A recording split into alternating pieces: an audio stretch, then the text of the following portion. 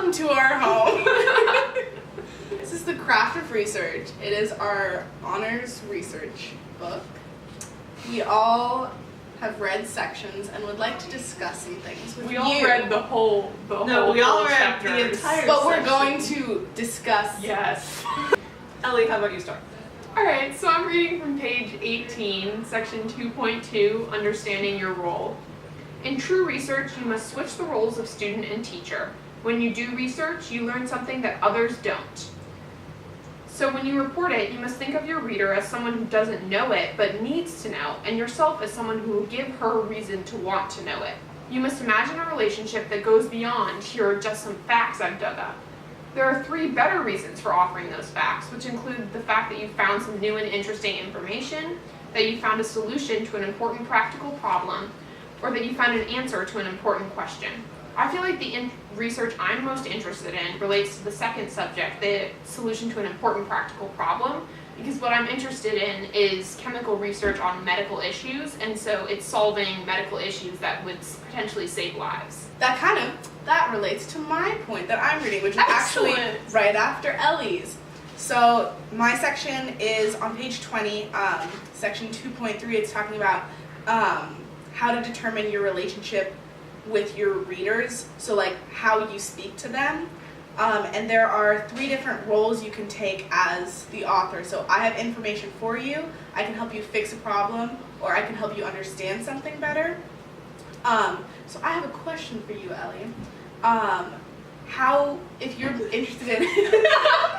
If you're interested in like chemical research, what kind of terminology would you use? Well, Tara, to tell you the truth, I'd probably have to include some of those very technical terms, but I would make sure to define them and put them in context so that more people, a wider audience, can understand.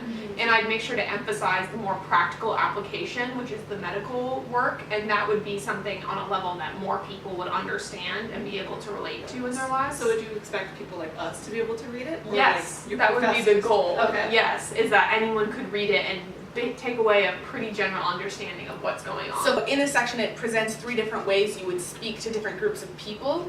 And in the entertain me section, it's in a world that you're discussing, you're just kind of telling people information through a story, but also in a technical enough way that they understand kind of like why it's important.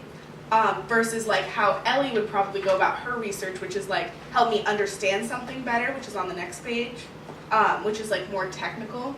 I want to speak or like research about storytelling in 3-dimensional space. So like research about virtual reality technology, like immersive experiences and like theme park design, which is kind of broad. So I'm interested to see how I can blend those together.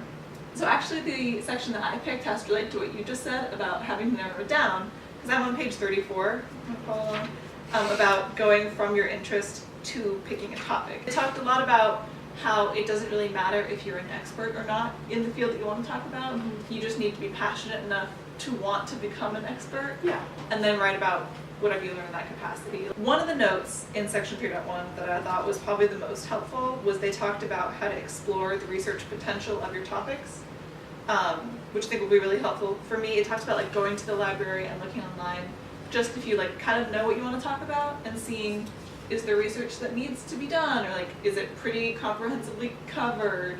So it seems like what they talk about also in these chapters is that maybe you need to do some more research and then figure out what is defendable about it. Research for your research paper. They recommend reading current articles on it about modern topics that are kind of controversial right now, and you might find some interesting stuff that might be easier to defend. So it will relate to both what you're interested in and what the professors are looking for. And the last quick tip is that your subject is too broad if you can define it in 4 to 5 words. But no, I think this chapter is really good for me about like narrowing and deciding and picking something defendable. Which is very helpful. Do you know if you're going to be defending something yet? Defending your opinion, I guess.